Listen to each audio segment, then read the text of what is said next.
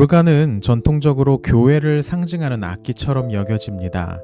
유서 깊은 성당에는 반드시 파이프 오르간이 있고, 이건 대형 개신교회들에서도 익숙하게 볼 수 있는 모습이죠.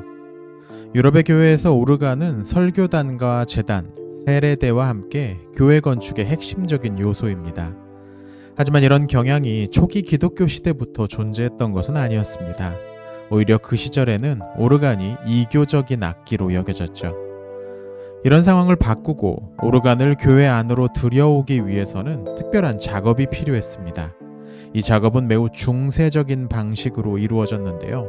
이야기의 시작은 3세기경으로 거슬러 올라갑니다. 당시 고대 로마의 명문가 출신인 체칠리아라는 이름의 여성이 있었습니다. 그녀는 기독교 신앙을 갖게 되면서 평생 처녀로 살기로 비밀리에 서약을 했지만, 그녀의 부모는 자신들의 딸을 강제로 이교도 청년과 결혼을 시켰습니다. 사실 그녀가 결혼과 함께 멀리하고자 했던 것이 또 하나 있었는데 바로 음악이었습니다.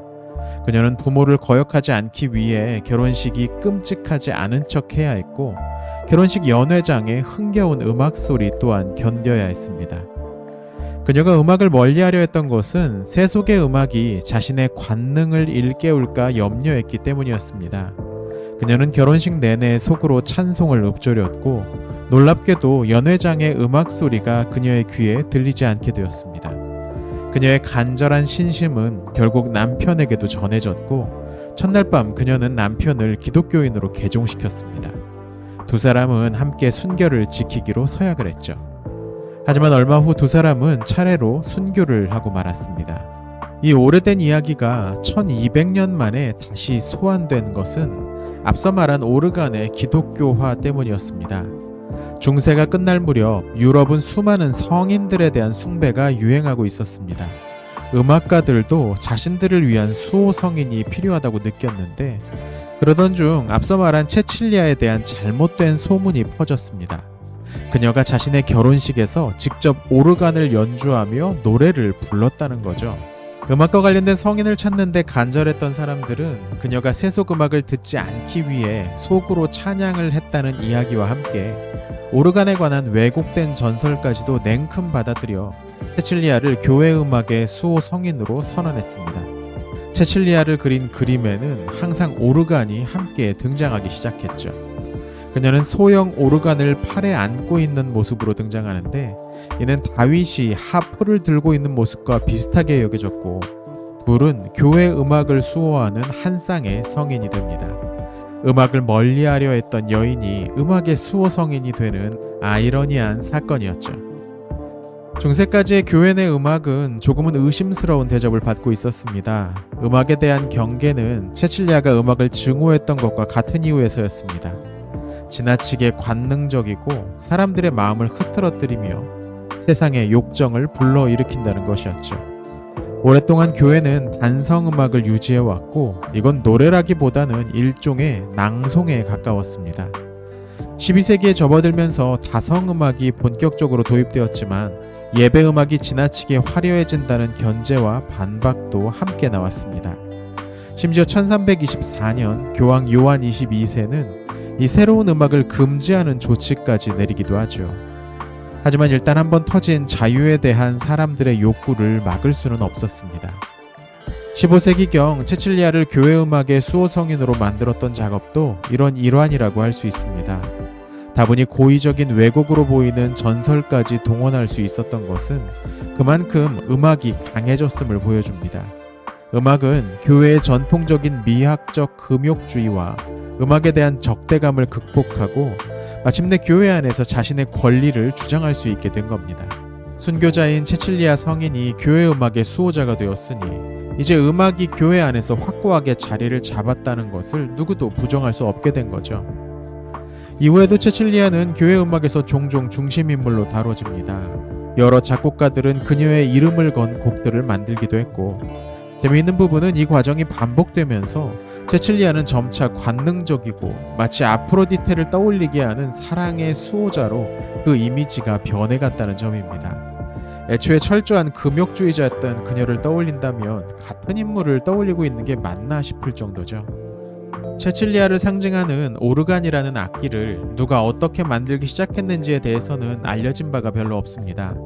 BC 2세기 알렉산드리아에서 물을 이용한 오르간에 관한 기록이 보이는데 4세기부터는 풀무로 작동하는 오르간에 관한 증거들이 보입니다. 그 음색이 어떠했을지에 대해서는 확실치 않지만 고대 오르간은 다양한 축제나 연회, 서커스 같은 오락을 위해 사용되었습니다. 그중 가장 중요한 자리는 황제의 궁중 의식을 장식하는 것이었습니다. 때문에 초기 기독교인들에게 오르간은 그들을 핍박하는 황제의 힘과 위용을 상징하는 악마의 악기였습니다. 원형 경기장 안에서 벌어지는 기독교인들에 대한 박해는 오르간 연주와 함께 진행되었을 겁니다. 로마 제국이 기독교화한 뒤에도 여전히 오르간은 이전과 같은 쓰임새를 갖고 있었습니다. 오르간은 결코 교회의 악기는 아니었고 세속적인 연주를 위한 악기로만 여겨졌죠. 그러나 역시 시간이 지나면서 교회 역시 이 악기의 힘을 수용했습니다. 서유럽의 몇몇 수도원에서는 그레고리안 성가를 위해 오르간을 사용하기도 했다는 기록이 있죠. 11세기로 접어들면서 이제 예배에서 오르간은 점점 더 중요해졌습니다. 큰 주교자 성당에서는 주로 수도원에서 제작된 오르간이 권위의 상징으로 설치되었습니다. 하늘로 뻗은 수많은 파이프들이 연결되어 있는 오르간은 점점 더 화려해져가는 예배당에 자리 잡기에는 딱 맞는 악기였습니다. 중세 말이 되면 이제 거의 모든 교회에서 오르간을 보유하는 방향으로 흘러갔습니다. 오르간이 성행하게 되면서 이를 지지하는 신학적 근거도 만들어졌습니다. 1120년경 보드리드 돌 주교는 이렇게 오르간을 정당화했습니다. 오르간은 회중의 교화에 특별히 적합한 악기이다. 파이프의 크기, 모양, 음색이 각기 다른데도 모두가 같은 공기의 힘으로 하나의 공통된 노래를 만들어낸다. 이를 본받아 기독교인도 서로의 차이를 극복하고 하나의 성령으로 감화받아 신앙 고백을 함께하고 공동의 찬양을 드려야 한다. 시간이 지날수록 오르간 자체의 크기도 커지고 기술적으로도 복잡해졌습니다. 파이프의 수가 늘어나고 풀무는 커졌습니다. 페달이 발명되면서 손만이 아니라 발로도 음을 낼 수 있게 되었죠. 음색도 훨씬 다양해졌습니다. 덕분에 이제 오르간은 이동하기가 매우 힘들어졌죠. 이와 동시에 오르간은 교회의 한 구역을 채울 웅장하고 멋진 외관을 갖추게 됩니다. 참고로 오르간의 유지와 관리는 꽤 어려운 일이었습니다. 파이프 오르간은 거대한 기계장치였습니다. 이 장치를 상시로 수선하고 청소하고 고치는 데에는 기술자들이 필요했습니다. 또 전기를 이용한 풀무장치가 나오기 전까지는 사람들이 직접 풀무질을 해야 했기에 여기에 필요한 인원도 고용되어야 했죠. 오르간을 관리하기 위한 두꺼운 장부가 필요한 이유였습니다. 뿐만 아니라 쥐는 오르간의 가장 큰 적들 중 하나였습니다. 납으로 만든 오르간의 파이프가 부식되면 단내가 나는 아세트산납이 생성되는데 이 냄새에 이끌린 쥐들이 파이프를 공격했던 거죠. 이를 막기 위해 오르간 주변에 쥐덫과 독이 사용되곤 했습니다. 종교개혁과 함께 음악에 대한 고대의 금욕적 태도가 다시 교회에 들어오게 되었습니다. 몇몇 지역에서는 지역의 성당 안에 설치된 오르간을 파괴하는 사건들도 벌어졌습니다. 주로 츠빙글리의 지지자들이었죠. 반면 루터는 오르간에 큰 관심을 두지 않았고 오히려 시간이 지나면서 루터파 교회에서는 오르간을 적극 사용하기도 했습니다. 루터는 회중 찬양을 중요하게 생각했는데 아직 음악적 소양이 부족했던 회중들을 위해 찬양을 선도하기 위한 악기로 오르간이 사용되었던 것이죠. 30년 전쟁으로 잠시 중단되었던 오르간의 음악적, 기술적 진보는 17세기 들어 다시 시작되었습니다.